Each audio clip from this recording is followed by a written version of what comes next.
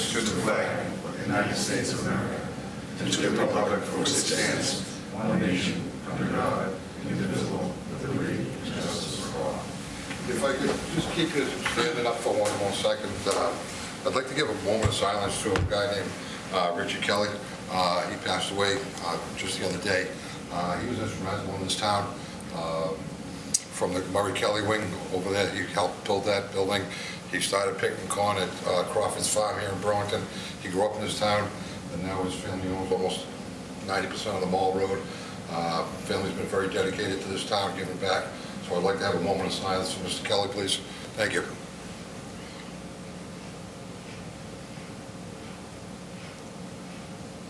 Thank you very much. I appreciate that. Thank you. All righty. Very good. Item 21, appointments. Get two appointments to the fire department. Chief?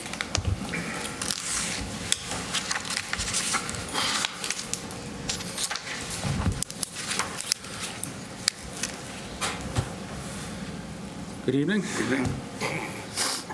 So we have, as you said, two appointments. We put out a request for 6. We have 4 in the pipeline. 2 of them are here tonight. We did all our background checks, and tonight we have Mr. Connor Haddad and Mr. Jared Seveny. Mr. Haddad currently works at a private ambulance company as a paramedic. He's been an EMT since 2022. Got certified as a paramedic. This was his goal, to become a firefighter here in Burlington. He's a Burlington resident, grew up in town. He did a portion of his paramedic training with us, and all of the preceptors that rode with him gave him high marks. He is a nationally certified medic, advanced cardiac life support, pediatric advanced life support, and CPR. Pleased to recommend Mr. Connor Haddad for appointment to the position of firefighter paramedic. Thank you, Chief. With the Chief's recommendation, I wish to appoint Connor Haddad to the position of firefighter paramedic in the Burlington Fire Department and ask that the board waive its 15-day waiting period. So moved. Second. Moved and seconded. All in favor? Aye. 500. Congratulations.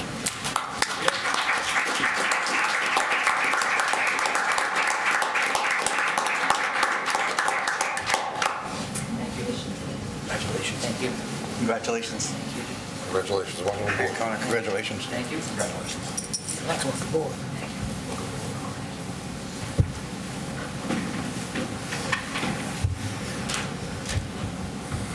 You want to do the other one and then maybe come up for a photo? Or? Okay, sure. Yeah. So our second candidate tonight is Mr. Jared Seveny. He currently also works at a private ambulance company as a paramedic. He's been an EMT prior to that for 4 years, and just became a paramedic last year. He comes highly recommended from his former employers and his current employer. Some of our firefighter paramedics have crossed paths with him, working with him in the past, and they give him positive recommendations. He also holds the same certifications: paramedic, advanced cardiac life support, pediatric advanced life support, and cardiopulmonary resuscitation. Pleased to recommend Mr. Seveny for appointment to the position of firefighter paramedic, Burlington Fire Department. Thank you very much, Chief. With the Chief's recommendation, I wish to appoint Jared Seveny to the position of firefighter paramedic in the Burlington Fire Department and ask that the board waive its 15-day waiting period. So moved. Second. Okay, moved and seconded. All in favor? Aye. 500. Congratulations. Gary?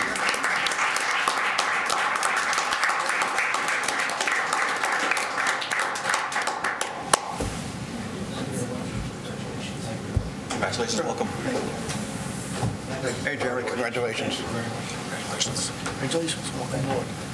Oh, Chief, Just before you come up here and do pictures, I just want to thank, there's a gentleman sitting in the room. Tom, I want to say thank you to you and your group. I had an incident at my house a week ago.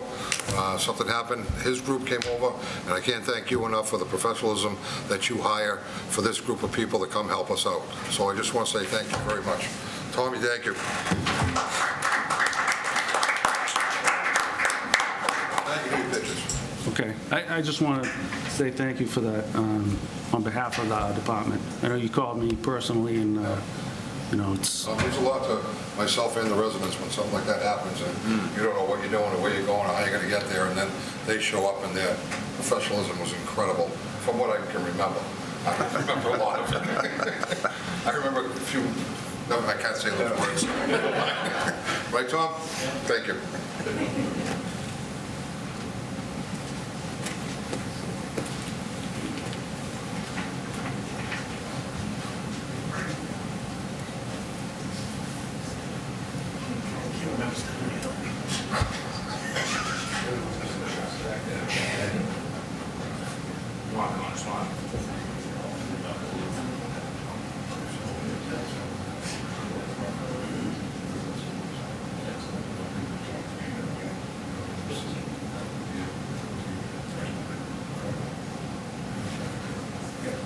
Some pictures with their families, chief? family pictures, real quick.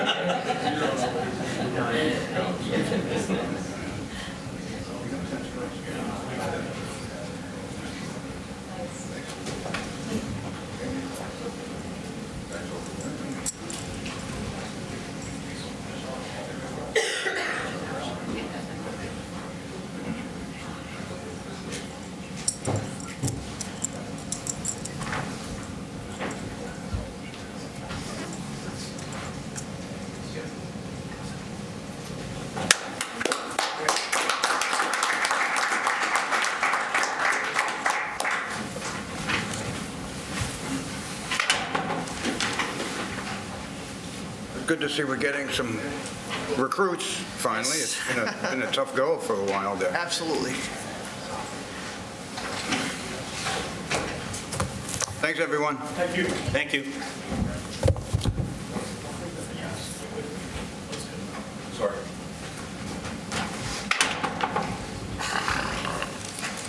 All righty, item 22, DPW water and sewer rates. Mr. White.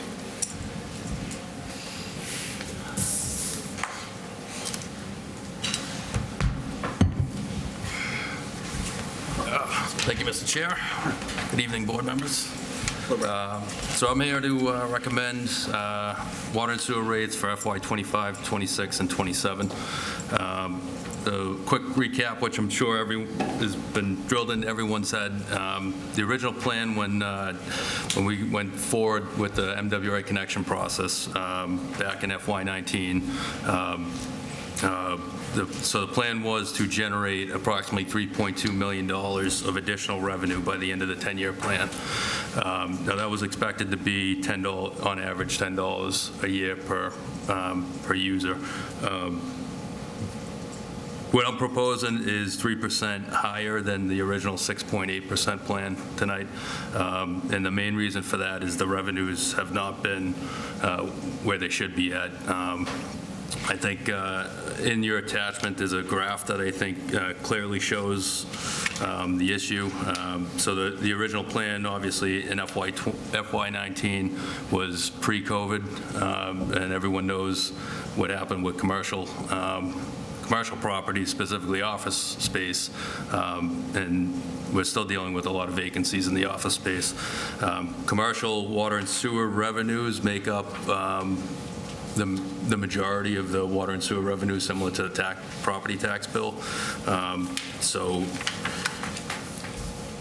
to emphasize, the 9.8% recommendation is not because of additional costs per se. It's largely due to a lack of revenues. But essentially, we were hoping to get 3.2 million of additional revenue. We're on pace to only get 2.2, a million short of what we were expecting. So if you look at the graph, the green line is the line of where we should be at in revenues every year. The red line is all the money that we've brought in each year. So every year we've been below where we were hoping. And the blue is what would be projected. So even with the 9.8% increase, by the end of the year 10, we'll still be below where we hope to be at the original plan. But we do keep in mind that obviously, raising rates is tough on people, so we try to find a middle ground there. As it relates to sewer, we're recommending 6.8% increase, which was the original water and sewer plan. Okay, all right, good. Gentlemen, any questions for Brian here? Nick? You want to start with me? I'm looking to my left here. Jimmy's all set. I mean, it's not a question, it's just not great.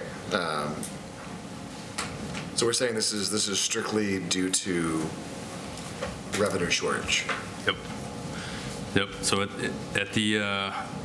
so not only will we be still short of the additional revenue that we wanted at the end of the 10-year, but as you can see, every single year we've fallen short. So currently in the State Water Stabilization Fund, based on the original plan, we should have 1.5 million more in that fund to be able to use to help stabilize the cost of joining MWA, and when we're not there. Even with the 9.8% at the end of the 10-year life, we'll be at 3.5 million short over the life of it.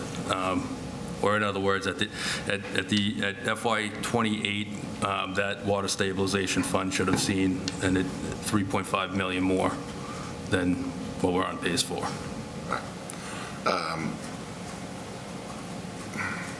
Why now and not a couple of years ago? We were at a larger separation point.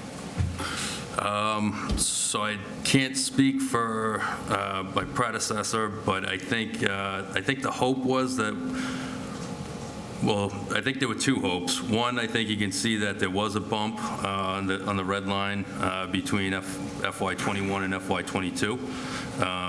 So it started to climb back. The other hope was that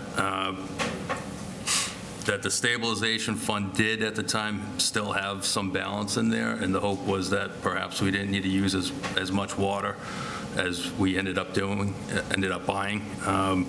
So it was a combination, I think, of perhaps there was still hope that commercial properties would come back, and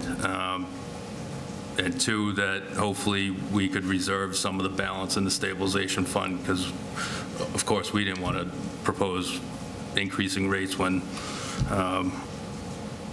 we don't necessarily absolutely have to deviate from the original plan. Right. Okay. Thanks, Brian. Mr. Chairman? Okay.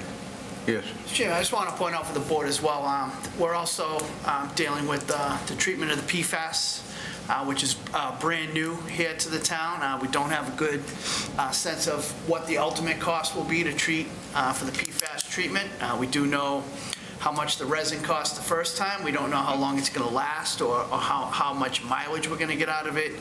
And in the meantime, because of PFAS, the town's been using a lot more MWRA water earlier in the process than we anticipated when we proposed the plan, 5-6 years ago. So just something to keep an eye on as we move forward is the treatment of the PFAS compounds. So question to that then. Yeah, sure. Are we anticipating projected understanding of what that time frame of the media life is, so that we know how much more money we're putting into this whole system overall? Or, Yes, in time. I think we're still on the first round of the PFAS media, so a lot of it's they're gonna be taking measurements and understand how long does it take for the media to, what's the word I'm thinking of, Brian, expire as it treats the water, so we'll have a better sense of how much water we can treat with that resin and keep it safe, as well as, understanding how often we have to replace that media. That's an unknown at this point in time. I'll also add that towards the end of the process of the PFAS construction, DEP required a pre-filter unit to the filters. And so that addition we're still trying to work out the operation of it, so we're a little restricted with the capacity of Mill Pond and have to supplement MWRA water while we work out that late addition to the treatment design.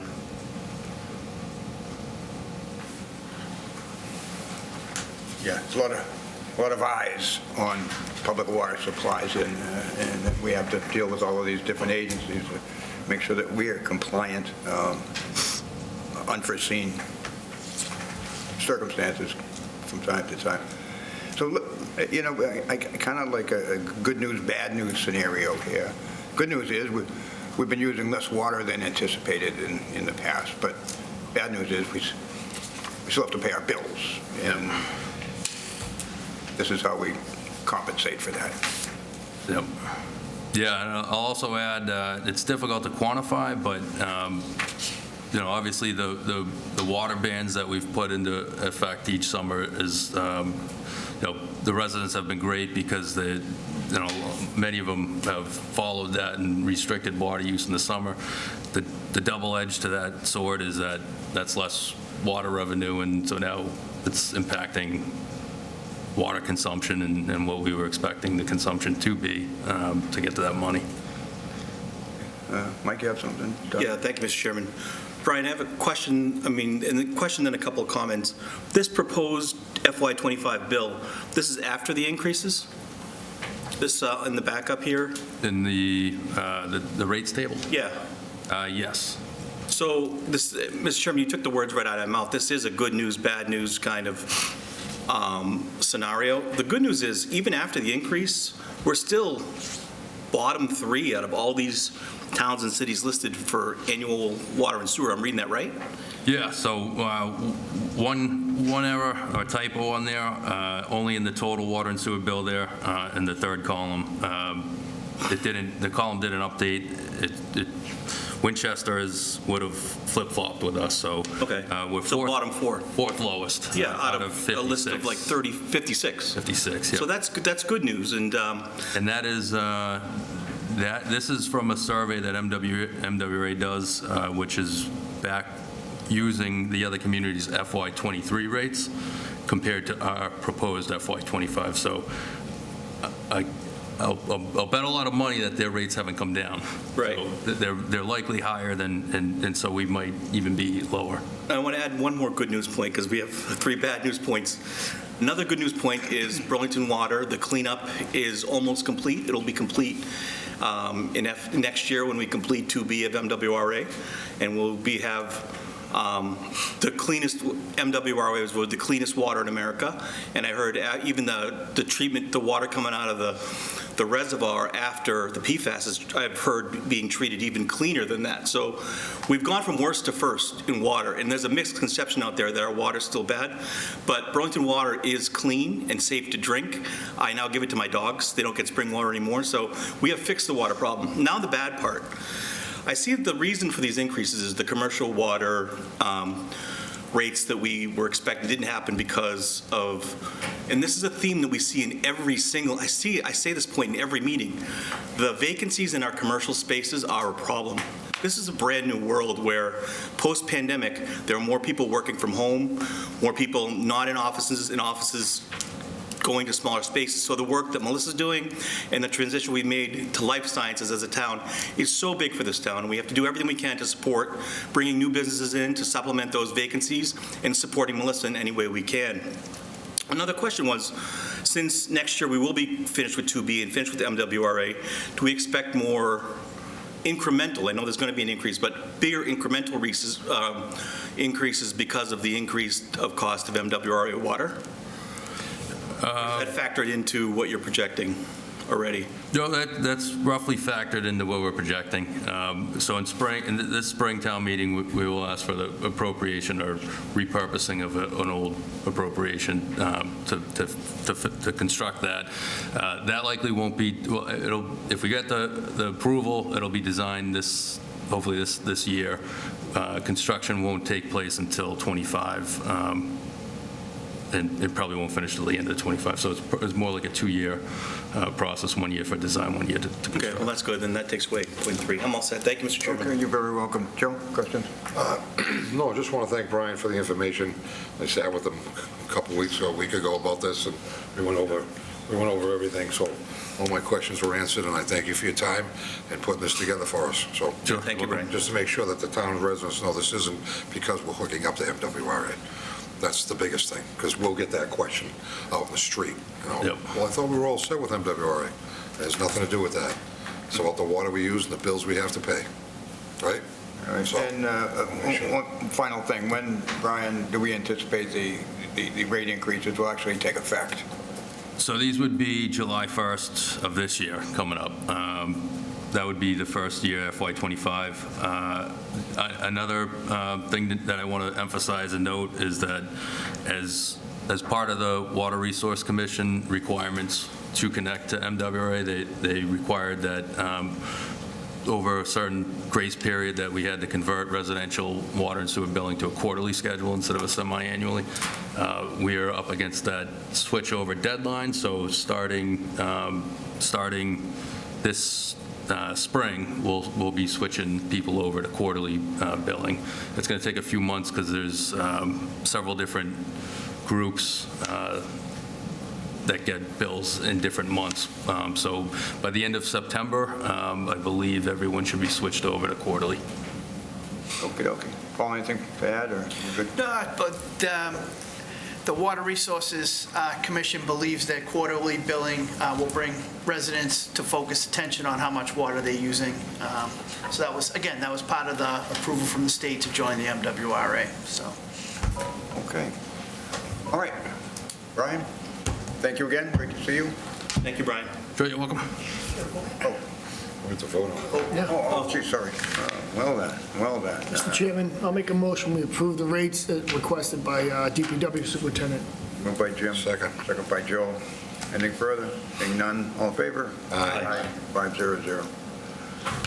Thank you. Free to go. Thanks for your time. Thank you, Brian. Righty. Item 23, approval, National Grid, Middlesex Turnpike continued.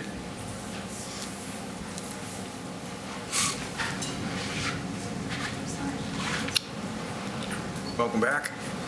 Good evening again. Yes, back again, unfortunately. My name is Nick Pepe with National Grid, the construction supervisor overseeing the project on Middlesex Turnpike within scope pretty much between Terrace Hall Ave and I think it's what taking out Blue Sky Drive or Network Drive, I forget which is the formal. But basically coming into, we did receive a variance to the moratorium to extend into, I think it was December 15th or 16th last season. We hit a unexpected and unprecedented amount of ledge and a concrete subbase in the road substrata. So with that, we had about 800 to 850 feet of pipe left and 3 lateral connections and 2 services to do. In that, we were only able to get 700 feet of pipe installed. So probably actually about 720. So of the remainder, what we just have to still to install, what we have left is the road crossing to get all the way across Middlesex Turnpike into the driveway for the property at 2527 Network Drive, and then the 3 connections. So we were just asking to see the possibility of a variance to the moratorium again to allow us to out there early to kind of try to capitalize on some of the better weather and also to, still working with the town hand in hand, making sure any issues are working out whatever we can to get this project wrapped up finally. Okay, questions? Joe? I didn't see a date. Did you have a date in mind, or was it something we want us to set for you? We were willing to be able to start there next Monday, but I figured I'd let that be open to the board to decide, Right. and then work that out accordingly with the town. Well, because it is March, I wouldn't be opposed to this as long as we did the exact same thing we did before. Because winter's not over yet. Today was beautiful. We all could have went to the beach with sweatshirts on, but not really beach weather. But this way here, if we still do the trenches backfill every day, the asphalt mix, once snow is done, if it snows, it stops, the same criteria that we had last time. I think if we were to do that, I'd be okay with this, to get you guys going again. That's it. Anybody else? Mr. Chairman, sorry, I'll come back to you, Jim, wait a minute. Thank you, Mr. Chairman. How much more time do you think you'll need to get it done? Probably about 3 weeks, 3.5 weeks. We're just trying to, and the primary reason also for us trying to get back out here early is the customer is going to need the gas. Obviously as soon as possible, but with that said, the sooner, they were anticipating, I think also that the project would have been completed earlier last year. We were not expecting to run into the underground ledge as we crossed the Middlesex Turnpike Extension intersection heading towards that property driveway at Network Drive.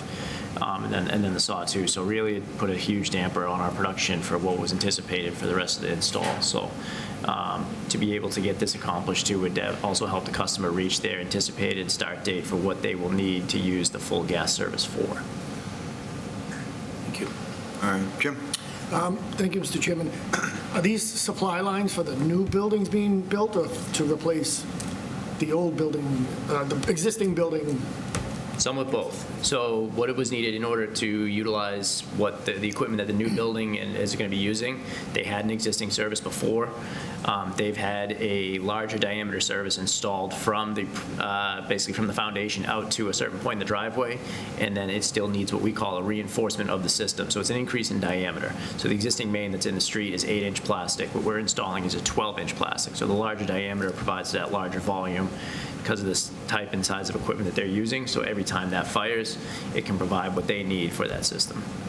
Thank you. Mr. Chairman, we were just talking about the great life sciences that we have in this town, and this is to help them as well. So I'd be in favor of Joe's recommendation as well. Okay, very good. Nick, anything? Nothing new, no. Were you running into that ledge on the Middlesex Turnpike or on Network? It was on Middlesex Turnpike. So I would say it's probably after where the road was, it was beyond the point probably where the road was widened from 4 total lanes up to 5 or 6. So pretty much from the intersection at Middlesex Turnpike Extension where that comes into the turnpike, from there going up or heading in the Bedford direction. So you mentioned maybe 3 weeks worth of work. Is that all concentrated on Middlesex Turnpike, or does that get you onto Network Drive and up the hill and so forth? Actually, after the moratorium ended, we completed the work in the property of 2527 Network Drive. So it would just be to get ourselves across the 3.5 lanes that we need to get into the driveway and connect to the pipe that we left stubbed, and then perform the 3 lateral main connections and the service work also. And when does the moratorium end? Is it April 1st? April 15th. April 15th or something? Okay. April 1st. Is it Sorry, first? April 1st, sorry. April 1st? We get- April 1st. We get a handful thrown at us, so to get them. My recommendation, well, thank you, Mr. Chairman. You're looking at March 4th is when you want to start. That would be the Monday, right? Yep. It's 4 weeks, gives you to the 25th. That's 1 week before April 1st. So I would just go with, from now until April, I wouldn't even worry about the 4 weeks. I think that would be best for you guys in case we do get snow, and then you can go right back to it again. Yeah. Not coming back in front of us for anything at all. So if we do that, if we go from now till April 1st, moratorium's over. If we do have a snowstorm, then, all the rules still in play. Business as usual, yep. Yeah, and the town's been very good, and we've been very good working with the town also. And at the same token too, kind of selfishly, it kind of gives us a bit of a better pick too with working with the police details. Right. So hopefully too, if we are one of the few or only people that are out working, it gives us a better selection and run of the gambit of what we have available for resources with the town before the busy season kicks up. So if we can wrap this one up, especially considering the traffic volume in the area, nip it in the bud early and then move on to the next one. All right, so what's your motion, Joe? My motion would be to allow them to continue their work as of March 4th, and they'll go right through till April, where'd it go? There it is. Sorry, I lost it for a second. Right through till April 1st, with the recommendations from all the conditions that are in there, 1 through 5. All right. Yes. Would you rather, is it any benefit for you to start sooner than that, than next Monday? In speaking to the town, I think our best would be Monday to give them time to refresh the dig safe marks. So we held off on and requesting that they take care of that now because we wanted to make sure we definitely got the final answer from tonight's meeting. Yeah, you're right, Mr. Simon. I should have said that. I was just going, he said Monday, so that's what I went with, but that's a great idea. I mean, I can speak with the town. If we can get out there sooner, fantastic. But I'd like to also I give think them, the 3 days is going to make a difference. I'd like to give the DPW an opportunity to get out there, refresh dig safe marks, and especially too while the weather be clear. So that's my, Okay, all right. We have a motion. Second. Second, all right. Anything further with the request? No? All right. Being none, all in favor? Aye. Opposed? 500. There you go. Perfect. Thank you very much, guys. thank you, good luck. Good evening. Appreciate it. Yep, no worries. Great. Item 24, citizens' time. Is there anybody in the room this evening here for citizens' time? Is there anyone online here for citizens' time? Anybody, Glenn? Do you see anybody out there? No? Okay, we'll move on then. Move on to budgets. Item 25, approval budgets. We've got half a dozen. Mark, you're up first. And we can turn it over to Thank you, Mr. Chairman. So while we wait for Mark's pretty fast, so we'll do the same routine we did last time as well. Just give you a high-level overview as we wait for the department head to come up and get their papers open, and then they'll be here to add any more color or be able to answer any questions. So the first department is number 241 in your hymnals, the building department. Hymnals. So as you can see, there's a small increase of 1.44%, or about $10,000 this year over last year. So there's no change in headcount, in funded headcount. That's a little bit more tricky that Mark can explain about that. Is included in there is contractual increases for union staff, and all expenses are level funded. About the headcount is what's in the budget is the a vacant inspector position is waiting to be filled. That is in there and funded. What isn't is the third inspector that was decreased back during COVID some time ago. We continue to talk to Mark, Andy before him, and ask about, are they going to be able to meet the mission with the resources they have? And after some thought, Mark thinks they can, but probably not forever. If things pick up, he'll be back here asking for us. But for another year, same headcount. I'll turn it over to Mr. Dupel. Thank you, John. I have no further comment. No, any questions that the board may have, I'm here. All right, let me start that to my... Hey, Mr. Chairman, Mark, permit-wise, are we seeing an increase in the number of permits or the more, I would say, with the life sciences, more time constraining permitting? So then two questions. Are we getting more permits than, are permits increasing? And two, the type of permit request, does that take additional time because it's a life science building as opposed to a non-life science building? Yes, no. Yeah, so Yeah, the permits are staying about the same. The good thing is we increased fees back in January 2022, so that's what's kept the money up. But permits are about the same. Yeah, life science takes a little bit more because they're bigger projects.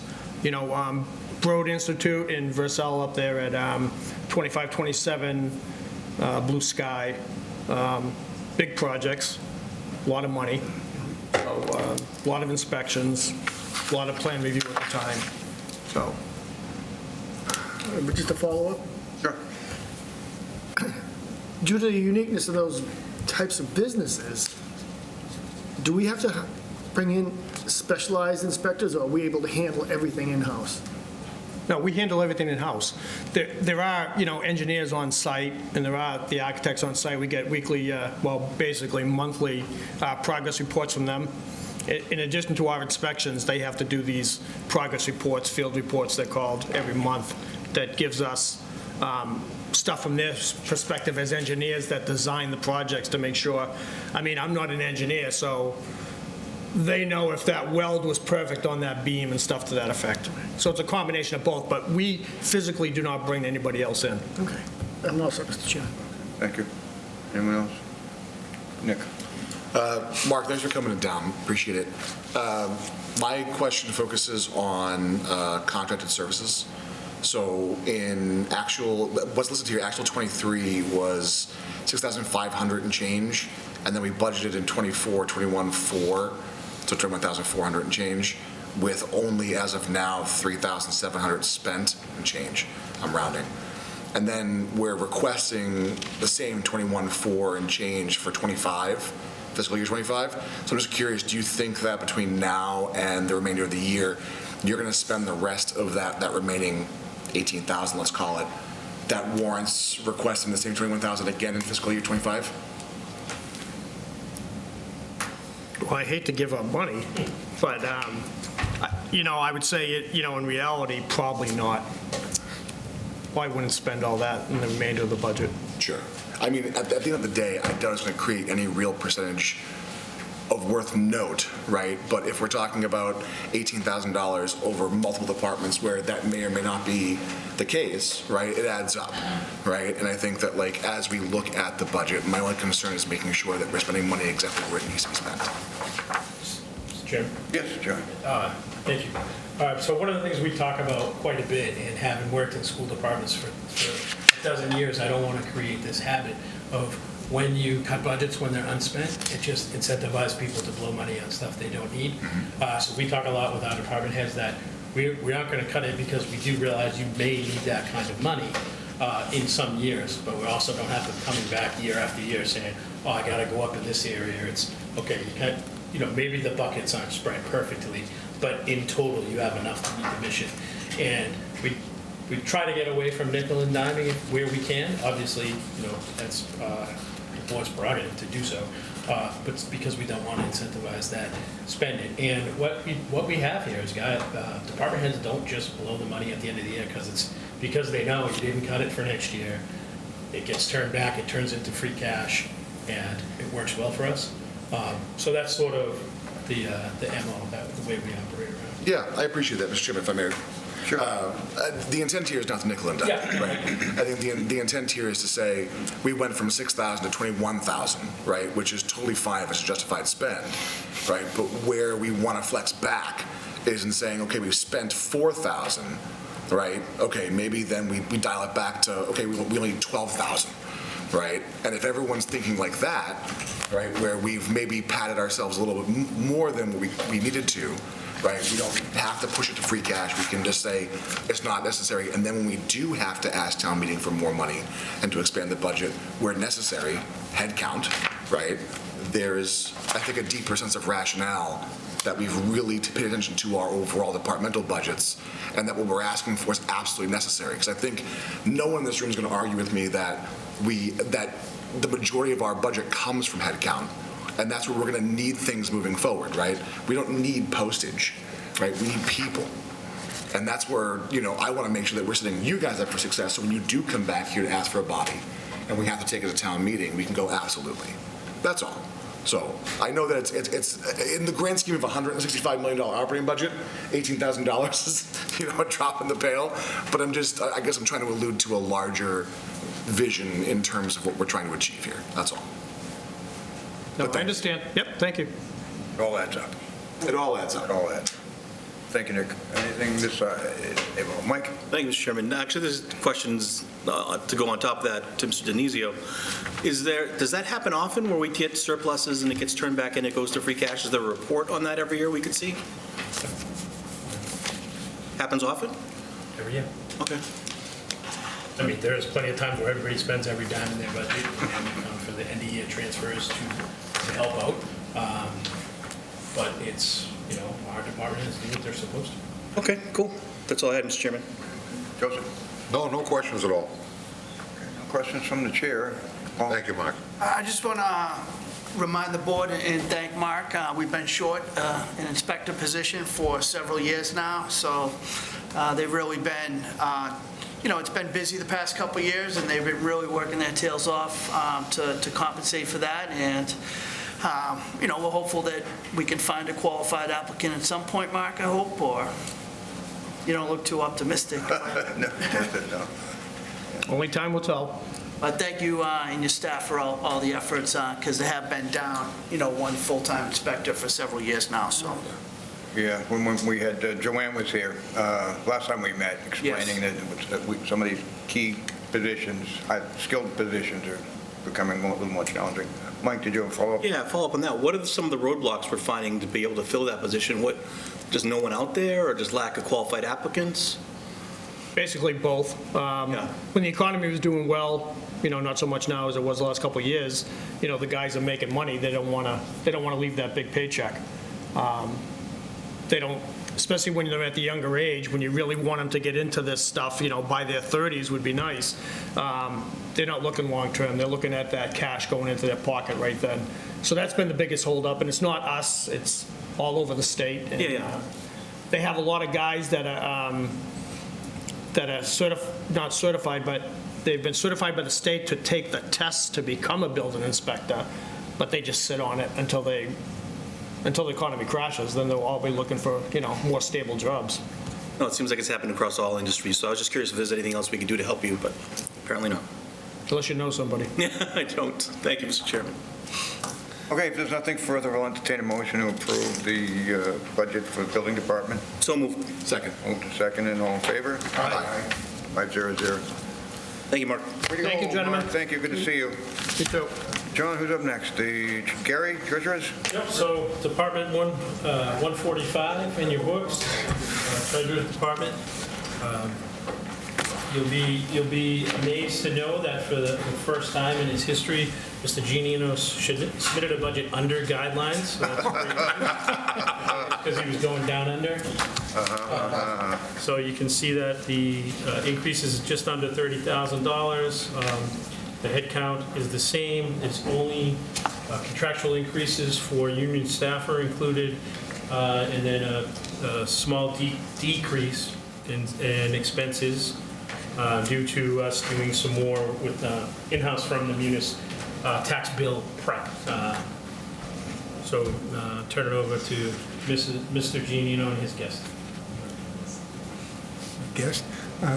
Good evening to the board, Mr. Chair. Welcome back. I have Anna DeRose, the Deputy Treasurer Collector, with me this evening. We're here to answer any questions you have. I will say this is the largest increase I've had in a budget since I've gotten here. Usually it was 1.5%, 2%. So I had some trouble with the increase. But. Okay, let me start on this end of it. No questions, Mr. Chairman. Go. Oh, I have nothing tonight. You're giving him a look for some reason. I had a wonderful conversation with him. Jim? I have nothing. Is that Anything from him? Nothing specific, no. Good job, easy, Gary. Paul, Paul, any? I just want to credit Gary and Anna. There's been a huge turnover, as everybody knows in this office. It's almost a completely new office with new personnel, and over the past several years, Gary's worked really hard to streamline things, and I just feel like he's done a really great job of it since he took over the position, and I just want to give him credit for that. Thank you, Paul. It is a team effort with the additions we've had this past year, Anna and Paul in our office. We really have been able to do a lot of things.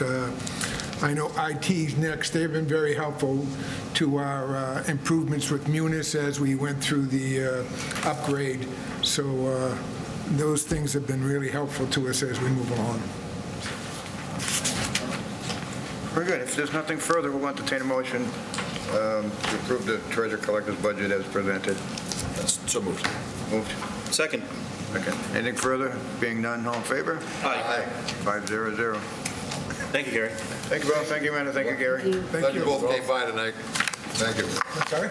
Glad you both came by tonight. Yes, thank you. Well done. Mr. Chairman, next we have the IT duo of Jose and Jose B. Come up. The IT budget for this year.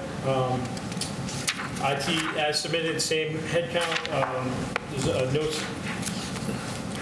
There's no union staff in that, so it only includes STEP, and only one employee was moving a STEP. There's the regular increase that we would see for all of our systems, like the website, for Gmail, for OpenGov Viewpoint, that sort of thing, and then the regular Munis maintenance and support license increase that we get each year. And IT is another one of those departments that does so much with so little. We really want to thank them for all their hard work and keeping us up and running every day. So Joe and Jose here to answer any questions. Good evening, gentlemen. Thank you. Yeah. Good evening. What do you want to tell us? We here that just to answer the questions, honey. So John gave us a pretty accurate summary, I take it. Any questions from the board? Jim? Thank you, Mr. Chairman. How are we doing education-wise with the employees as far as not clicking on malicious sites and stuff like that? Good question. We just got approved on the, I'm sorry, Jose de Souza from the MIS department. We just got approved with for the fifth year with a new training program that is being sponsored by the Commonwealth. This is going to be a new company that is going to be involved with them, so a lot of new things. We've been having a good number of people responding to the program, but of course, you always want more, so more participation is better. And I hope you participate on that too. Jose, do you want to fill the board in on how they're doing on doing the trainings? Who, the board? Yes. 100%. Totally different story. Totally untrue. How'd that work out for you? Good. He needs an approval. Right. I know I've taken most of them, completed most of them. No, that's good because, this world, every single day, there are new things that we need to learn. They may look stupid at times, but honestly, behind that, there is also something else hiding that could be taking us down. And that's why we're requesting for everybody to participate on the training. Agreed. Yes, John, yeah. Mr. Chairman, there's something else to add before the rest of the comments, is that one of, we're approaching almost a $200 million corporation annually with the staff on the town side, at least, of 4 bodies. Everything anybody touches that comes in here to do anything with us touches technology in some way. So we just want to, while we have, I fight with these guys more than anybody now that Sanchez is gone. So while they're here, I got to give them some accolades. Thank you. All right, Nick. Thank you. Jens, thanks for coming down. I was hoping you can, the line item that reads Munis support and licensing, I assume encompasses both our expenditure for the licenses themselves as well as any support from a technology standpoint that we pay for on an annual basis. So what's covered under network and web? I mean, it sounds fairly self-sufficient or self-explanatory. I'm just curious if we could dive into that a little bit. So that's all the web-based programs? So we have multiple web-based programs? Again, you asked about network and web services, correct? Yep, yeah. So like John said, so we have Gmail, we have the email, we have Patriots in the web, so that's the assessors in the web. We have the Viewpoint, as he mentioned, and those are the big ones in the website itself. Okay, so network and web then strictly covers other software-related needs, no hardware? No, exactly, correct. Okay. Is there an area that needs to be covered for hardware? I'm just asking, just out of curiosity. That is another excellent question. As you know, every 5 years, we are presenting a plan to improve into the infrastructure, internet-wise, and also security. This is going to be our 5th year. That means that next year probably we're going to hit you hard. I'm sorry about that, but that's a necessity, and that's what we're working on right now. Okay. And on the operating budget, the capital outlay, that's where all the hardware exists. Okay, so you plan for hardware as a one-time fixed cost? So there's two pieces. So annually, we replace desktops. Okay. So those are all the desktops that we replace, and printers and things of that nature. The 5-year is more the networking infrastructure, the telephony, the big capital expenditures, if you will. I got We you. do that through the lease. That's the Cisco lease that we do every 5 years in conjunction with the school department to sort of take care of the big stuff. Right. Okay, great, awesome. Thank you, guys. That's all. Thank you. I think this side, Mike? Thank you, Mr. Chairman. Thanks for coming down, guys. Just a kind of a general question. The world climate, it feels like, has been as volatile as we've ever seen. And these cyber threats out there, if we ever got hit with one, I've seen they're crippling to municipalities. Are you guys seeing an increase out there in these type of threats, and because everything that's going on in the world, and do you foresee us having to maybe spend more to protect for the different types of threats that could be upcoming down the road? Or what are you seeing out there? Just sometimes it's worrying when you hear one of those reports. Right, I think that is something that we don't sleep every night, right? Just because of the number of attacks or malware coming or whatever it is, it never decreases. And on the other hand, also it gets more sophisticated, if you want to put it that way. That's why we set up a plan that hopefully in 5 years we can attack and prevent all those problems. So again, when we do the 5-year refresh, we consider about 4 or 5 different security products as well. So those are still under contract with them. And again, thinking 5 years out, that's a long time in the IT world. But the type of products that we're buying are, long-term security solutions. So that's one way we do it. And the second one is, of course, with the training. And then we're doing the cybersecurity training with the departments as well. So we're trying it from every angle. But to your question, it's getting worse and worse and worse every day, in which we're doing everything we can. We got 5 or 6 different arrows, if you will, Yeah. that we're trying to utilize. One thing isn't going to do it. Sure. Right. Okay. Well, thank you, gentlemen. Thank you, Mr. Chairman. Okay, you're welcome. Joe, any question? No, I just want to thank them for all the classes they've done for us. Thank you. Yeah.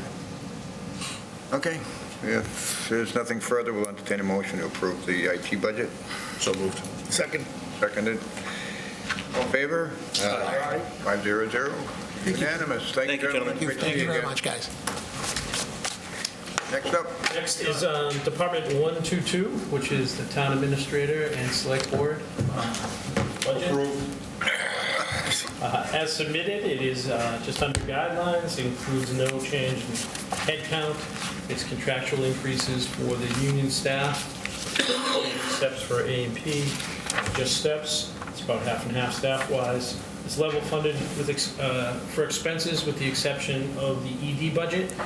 We talk about each year how when that budget was, when that department was added, it was housed in the town administrator's office for geographical reasons and for connection reasons to have that person close. And we didn't know what the right size of that budget was, and we knew we weren't going to be able to add it all at once anyway. So what we're trying to do is phase in additional to the expense line to try to find out what the right size is. We're still doing that. Melissa, as I say it in every meeting, she's the rainmaker. We should give her all the money she asked for because she brings it back in spades, but they, her initial request was about an increase of about $17,100.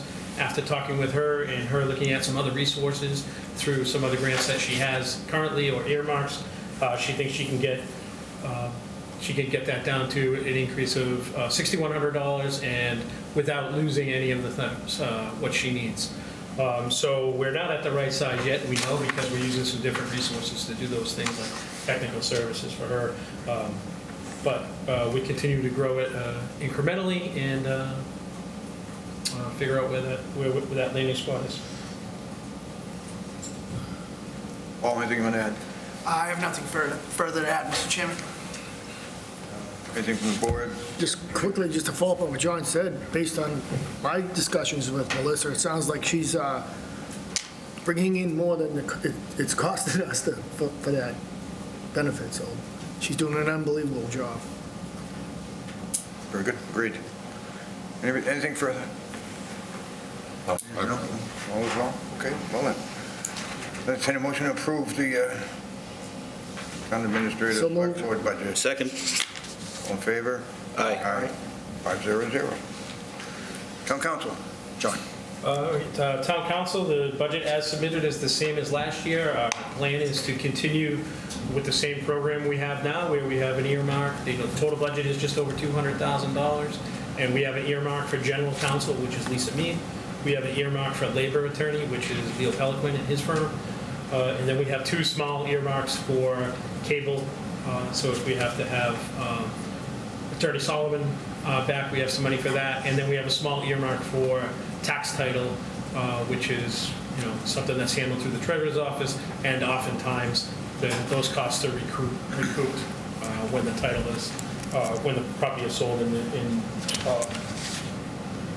the money would go back into that line. So again, no change in the operation, no change in the budget amount. I would say that personally, I'm extremely satisfied with the service we get from all of our legal counsel. Very good. Questions on legal budget?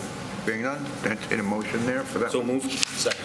Been moved and seconded. All in favor? Aye. 500. And finally, sealer of weights and measures. Okay, sealer of weights and measures, we got a curveball a couple of years ago, or last year. We started to do something different. We have an opportunity to do some regionalization where we share with Lexington. We share a sealer and a 60-40 split with Lexington. What we fund in the operating budget is just our portion of the salary. There's a small increase requested for this year, just to be able to update the salary. So the way it works is that individual works 18 hours a week. In total, those costs are split half by, we pay 60%, Lexington pays 40%, and that is also for any expenses that they might come in, supplies, materials, equipment, and that we pay through the revolving account, which is where the fees are deposited into, and then we bill back Lexington for anything for that, or vice versa. If they were to pick up the cost of a piece of equipment, say, they would take it off what we do. Questions on sealer weights and measures budget? Being none, I'll entertain a motion. So moved. Second. Moved and seconded. All in favor? Aye. Aye. 500. Okay, that takes care of budgets for this session. Item 26, this is, we're going to continue discussion on Mount Hope School. We had a couple of members who weren't able to participate in that discussion we had a couple of weeks ago. Paul, you want to pick it up from Sure. where we were there? Thank you, Mr. Chairman. The reason for this agenda item is that the Mount Hope School has approached the town. As the board is aware, they currently lease out what was formerly known as the Meadowbrook School for their school operation. They have a lease with the town that expires in about 6 years, so they come into the town well in advance, and they just, they need to understand whether the town is interested in renewing that lease as we move forward. So, as previously stated in our meeting, I know we were missing a couple members, but the school is thriving in that location. I believe that they're probably looking for space to grow under any event. But they just, they in order to move a school, they certainly will need a length of time in advance to know whether they're going to stay or whether they're going to leave. And they're looking for the board to make a decision on that very early in the process so that they have time to find a place to relocate. All indications are that they love it here. They'd be more than willing to find space, and I do believe that due to the success of the school, there probably will be a Mount Hope school, whether it's at the Meadowbrook School or whether it's somewhere else in town. We've reached out to Superintendent Conti just to get some feedback. I believe approximately half of the students at the Mount Hope School Burlington residents, so we did reach out to Superintendent Conti. I'm not sure if he's been able to bring that to the school committee yet, just to sort of understand how that would impact their operations in the event that, you know, for some reason the school was not at that location. So we'll get more feedback on that, but we just wanted to have the board start the discussion. We're not looking for any votes tonight, but just sort of an opportunity to talk about it and request any further information that you may need to assist you in your decision. With that, I guess I'll turn it back to you, Mr. Chairman. Thank you, Paul. Let me start with Joe and Jim, I think. I have nothing. Huh? I have nothing. No. Joe, anything on this one? No, just a couple. Are they looking to move? Do we have an idea of that, or is it just something they want to discuss right now and just kind of look at the future?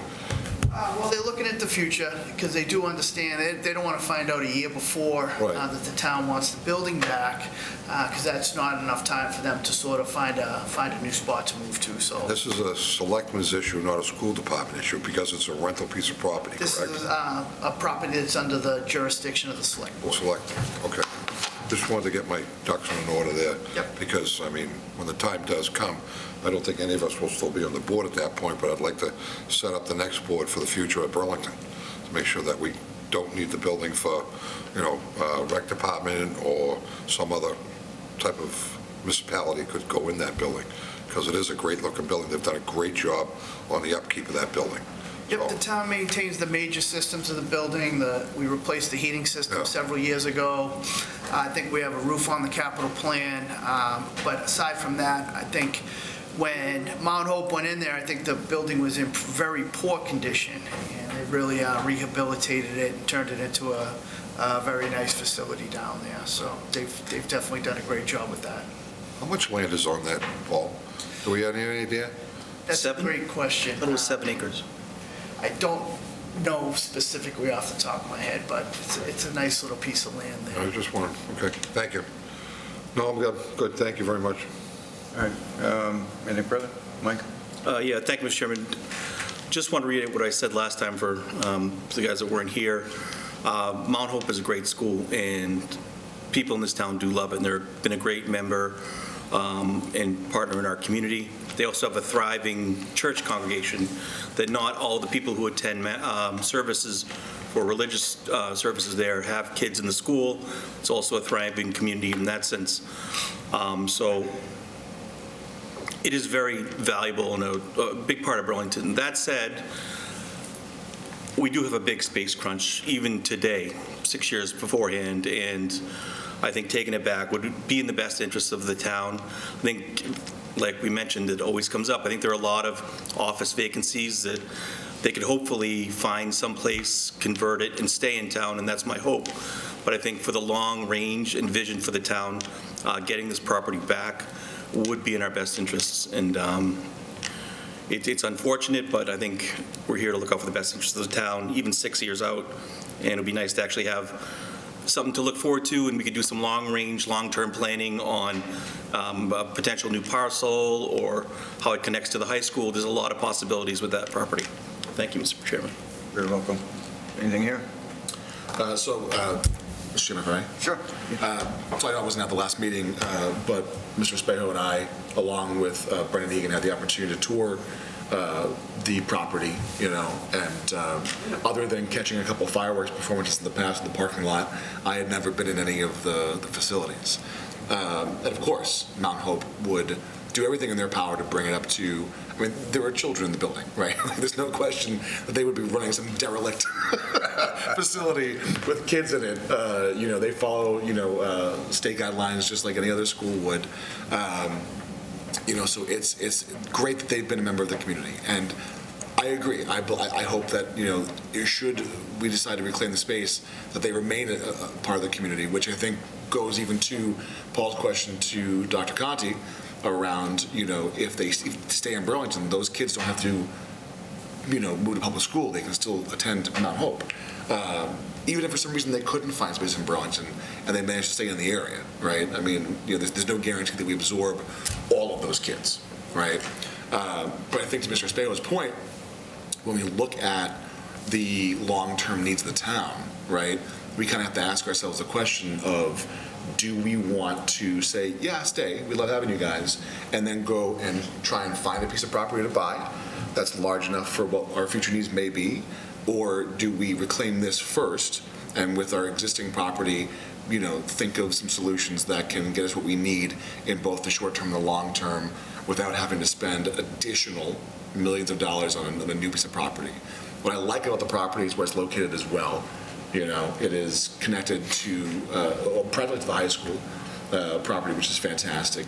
And then, should we set our sights on any other property, we're right there, continuing the campus feel of, what we've already established in the center of town. So, I mean, there are obviously, social drawbacks to, asking them to leave, but I think that, the forethought and the proactive manner in which we're all talking about this is the most important piece and ensures a smooth transition for everybody.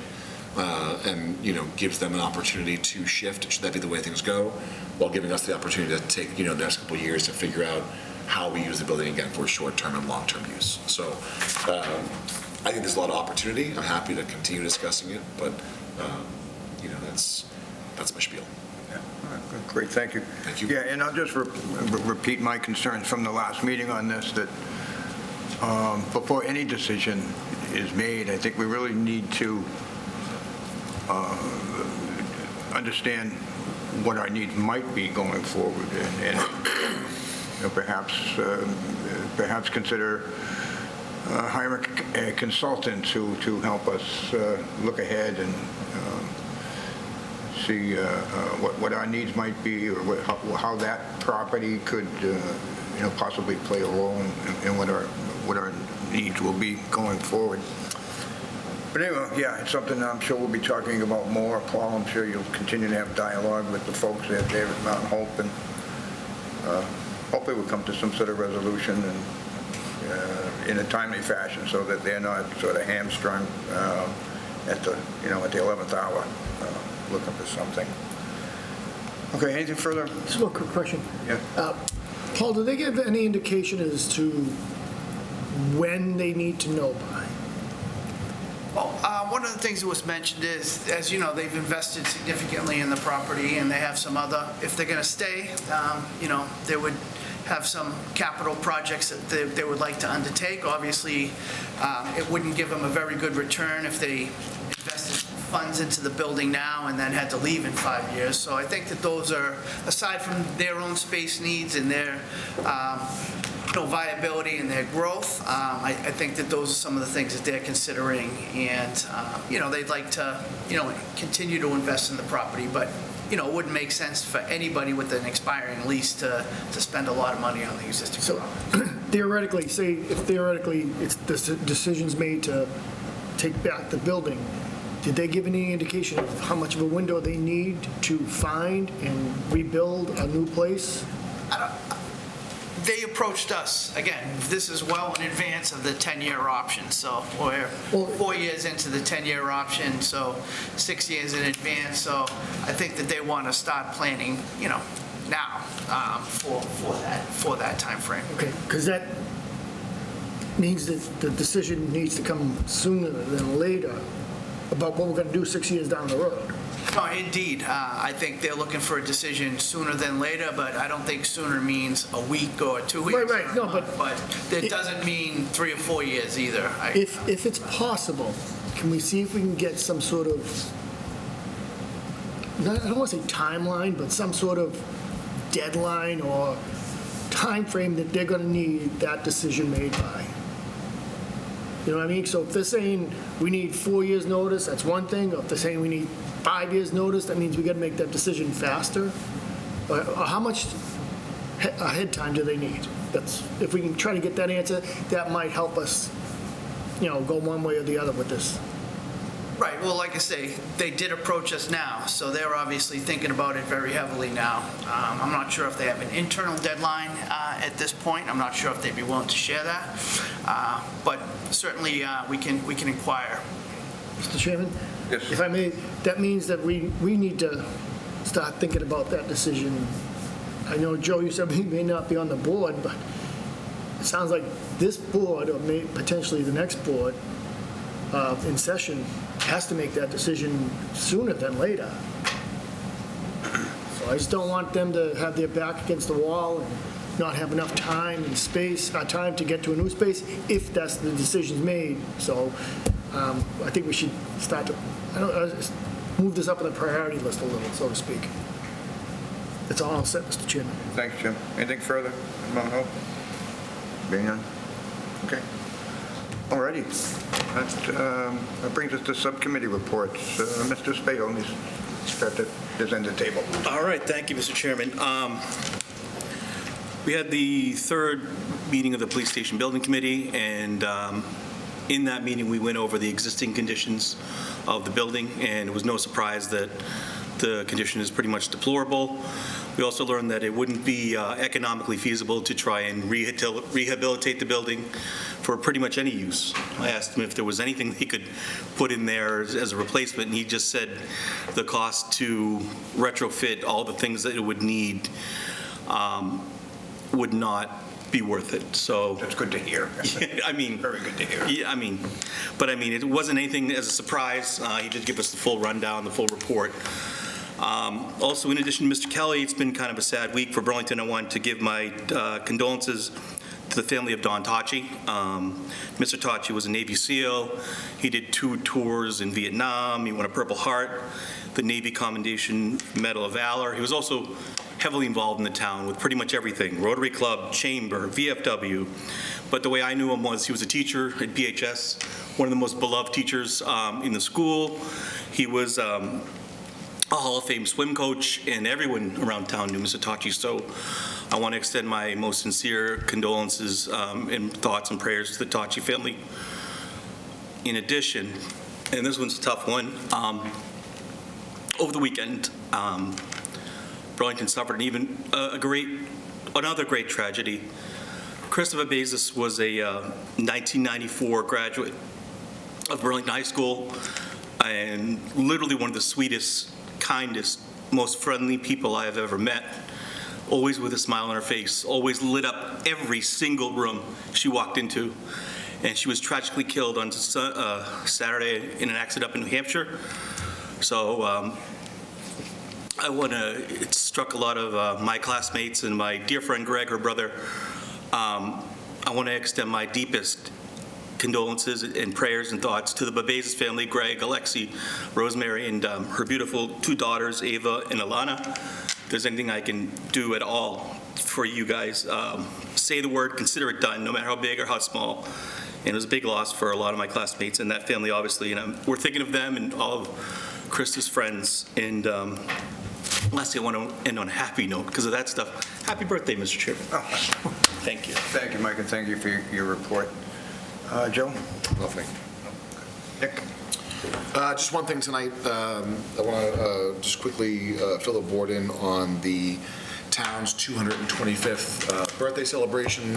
The celebration itself is happening this Wednesday, the 28th, on the town's birthday at Grandview Tavern.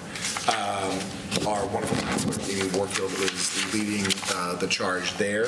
I hope folks can come out and celebrate with us. It looks from 3 to 7 or something like that, right?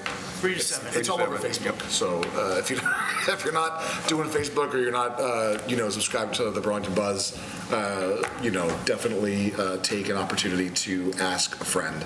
But as a part of this whole thing, you'll all recall last fall the Historical Commission came before us and asked for support and help regarding this celebration. We talked about volunteer fatigue and the inability to really get people to kind of come out and do something the way that we did something when we turned 200. And so we opted to do kind of a media package, spend some dollars that were requisitioned through town meeting. So for the last couple of months, I've been working with the designer to do all that. I've shared the design mock-ups with everyone, including this board, Historical Commission, and the 225th subcommittee, so that everyone has a chance to review it. And then once everything's final, we can get that package pulled together and make those files available to anybody, town-wide, local organizations, whoever might be putting on the, an event that can also, include some of this to support and celebrate the birthday with us throughout the year. So that's kind of the update. Look forward to feedback from those initially emailed, and then, look forward to everyone having a chance to see the work. Okay, good. And you didn't mention that there will be cake over there. There will be a lot of cake. Enough for 800 people, Amy said. So we have cake. Jim? Thank you, Mr. Chairman. Sculpture Park, we'll be meeting again Wednesday morning. We're got the ball rolling on the Pigs on Parade. I know I'm staring right at you, Joe, purposely, but we've already sold one larger pig, and there'll be smaller piglets for nonprofits. It's not the original price that was mentioned. We're still working everything out, but artists, the companies will either have the option of painting it themselves or have high school kids painting it, the pigs, and and then it will be on display during this summer. And the reason for the pigs is Burlington's history in piggeries. I'll use that word again. It's a real word. It is a real word. Doubly correct, right, Mike? Absolutely. So there'll be more to come, but the ball is set in motion, and there has been a response already, so. Mr. Chairman, if I could, before you go to your... Rebuttal? Just a... Rebuttal. No, it's not a rebuttal. It's not a rebuttal in any way, form, whatever. I just want to be on record that I am not in favor of the Pigs on the Common in any way, shape, or form representing our town. I understand the theory behind it, but where it's going and what it's across from, I am totally against that. We've already looked at that. It won't be there. It won't be across from the police station. What? It won't be near the police station. It won't be on the Common. Oh. It won't be on the Common. No matter how you look at it, it's still across from the police station. So that's my theory on it. Okay. All I have to say, I would like you to bring that to the Sculpture Park Committee. Okay, I will. Thank you, Jim. Anything further? Jim, you good? No, I'm good. Okay, thank you. Thank you. All right, Nick, you mentioned the 225, so let me cross that off onto the list here. Early voting is currently underway here at Town Hall, the town clerk's office, during regular business hours, and the early voting will end in Burlington at the close of business on this Friday, 1 o'clock? We close at 1? I can check the calendar, Mr. Chairman, but can you just clarify for the primary election, early voting? Oh, yes, yeah, that's It's a not big year for yeah, not for the local election, this is a for lot the... of elections this year, as Amy reminds This us is frequently. the presidential primary elections is going on currently. Yeah, that's a good point. I didn't think of that. And just circling back to the Richard Kelly thing there for just a second, because something caught my eye today. I want to thank Phil Gallagher for posting on the Facebook page there. But there's the Burlington Retro page. It's a local town history prepared by a local resident, Bob Fahey, and he just did a wonderful piece on there regarding R.J. Kelly and some history there, and it would be worth. Even if you didn't know Mr. Kelly, it's worth the read. It's a fascinating story from childhood right up till present day. So again, that's the Burlington Retro page. The story is called Building from Nothing. But anyhow, I would encourage folks to read it. And again, thank Phil Gallagher for posting it today for us. With that, turn it over to you, Mr. Sagarino. I have nothing further tonight, Mr. Chairman. Good. John, anything? No. John, Lynn, anybody? Very good, then. Entertain a motion to... Motion to adjourn. Second. All in favor? Aye. 5-0. Thank you, everyone.